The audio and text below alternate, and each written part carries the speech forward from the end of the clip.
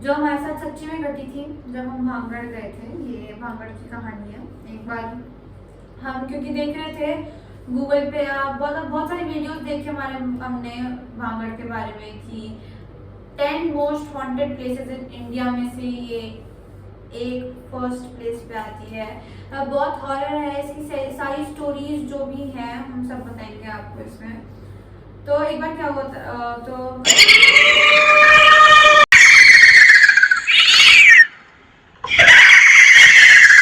2 साल पहले ही एक्चुअली हम गए थे जयपुर। तो हमने सोचा कि हम क्यों ना भांगड़ भी जाएं, क्योंकि भांगड़ पास में ही है उसके। तो हम भांगड़ गए थे वहाँ पे। तो वहाँ पे हमने गाइड से पूछा कि भांगड़ की स्टोरी क्या है पहले की, कि क्या हुआ था इसमें जो ये हॉन्टेड प्लेस मानी जाती है इंडिया की और इतनी हॉन्टेड है।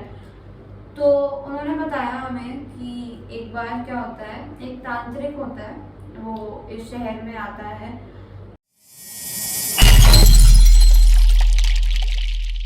तो उसको यहाँ की रानी बहुत सुंदर होती है, बहुत ज्यादा सुंदर होती है। तो उसको रानी जो है पसंद आ जाती है रानी।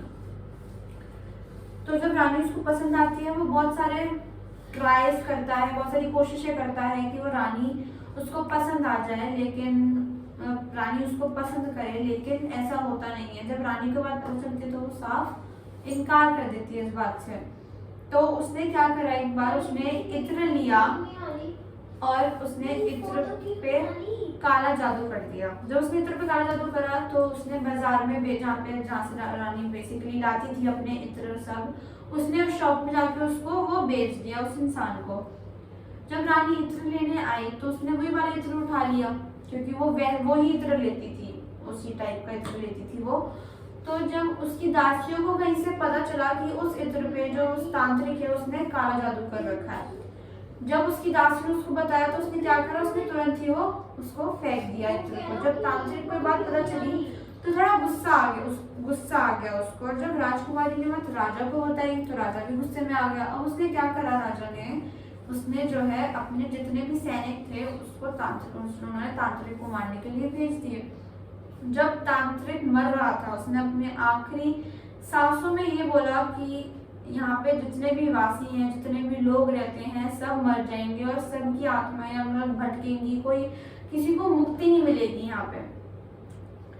फिर तो उसके मरने के मतलब 1 महीने या थोड़े दिनों बाद ही, एक्चुअली बेसिकली थोड़े दिन बाद ही क्या हुआ कि उनके ऊपर जो है अटैक हो गया या आक्रमण हो गया और जो भांगड़ है वो बिल्कुल हार गया। जो भांगड़ का राज्य था वो पूरा हार गया और वहाँ के सारे लोग, जितने भी लोग थे, सैनिक वासी, सब मर गए। उनकी आत्माएं आज भी वहां पर भटकती हैं, आज भी भटकती हैं। रात को बाजारों की, जो बाजार लगने की पूरी आवाज आती है, लोगों के चहकने की, बोलने की, लोगों के डांस करने की आवाज आती है। और एक और उसने अपना खुद का इंसिडेंट बताया था गाइड ने, वो शायद एक गौरी बताएगी वो क्या था इंसिडेंट।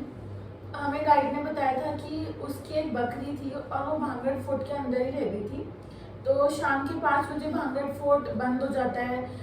जब वो घर जा रहा था तो उसे अपनी बकरी की याद आया कि वो भांगड़ फोर्ट के अंदर है। तो वो वहाँ पे गया अंदर और उसे एक लड़की मिली वहाँ पे, वाइट गाउन में थी और वहाँ एक पीपल का पेड़ है, वहीं साइड में वो खड़ी हुई थी। तो उसने पूछा कि मेरी बकरी कहाँ है। फिर उस लड़की ने बोला कि आप सामने वाले इस किले के पास वाली जगह पे जाओ, वहाँ पे एक आपकी बकरी खड़ी हुई है। तो गाइड वहाँ पे गए और उन्होंने देखा कि वो बकरी एक छलावा थी, उसके पैर उल्टे थे।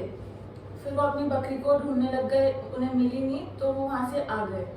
अगले दिन उन्हें अपनी बकरी वहीं मिली थी जहाँ पे वो रहती थी, उस गाँव के पास।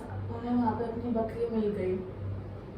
हाँ, तो मतलब ये है कि और भांगड़ का ये भी है कि मतलब वो 10 बजे से 5 बजे तक ही खुलता है, फिर वो बंद हो जाता है, क्योंकि कहते हैं कि दिन छुपने के बाद जो है वहाँ पे ऐसी पैरानॉर्मल एक्टिविटी या भूतिया घटना जो भी होती है वो नहीं स्टार्ट हो जाती है।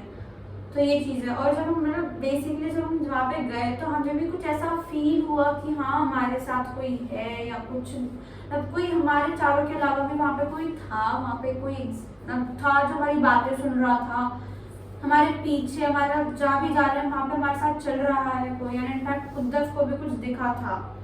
मेरे को भी दिखा था, और एक्चुअली मैं कहूँ तो फिर मेरे को मुझे देख भी के पहले कुछ एक बार दिखा था। डर लग गया था 1 सेकंड के लिए। फिर मैंने फटाफट मुझे से डर रिद्धि लग को रहा था। बताया, रिद्धि ने पापा को। फिर मैं एकदम से मैंने ये भी बोला था कि मेरे को यहाँ फीलिंग सी आ रही है कि यहाँ से बाहर चलो। इनफैक्ट इसको वहाँ पे वॉमिटिंग भी हो गई थी, क्योंकि इसकी हालत मतलब लग रहा था कि हाँ इसकी हालत थोड़ी खराब हो रही थी, और हमें लगा कि हाँ यहाँ पे कुछ है, एक्चुअली वो कुछ है।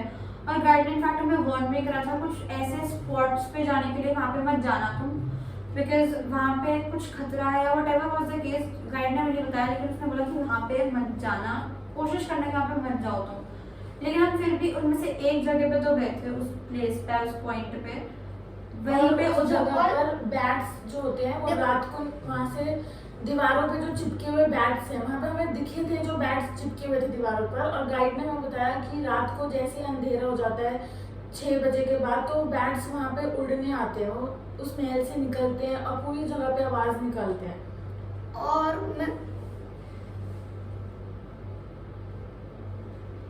मैं ये भी कहना चाहूँगा कि अगर आपको भी जाना चाहिए बिना परमिशन के, अगर आपको गाइड मना कर रहा है तो। क्योंकि देखो बैट वो आपके पहले पीठ के चिपक भी सकता है पीछे।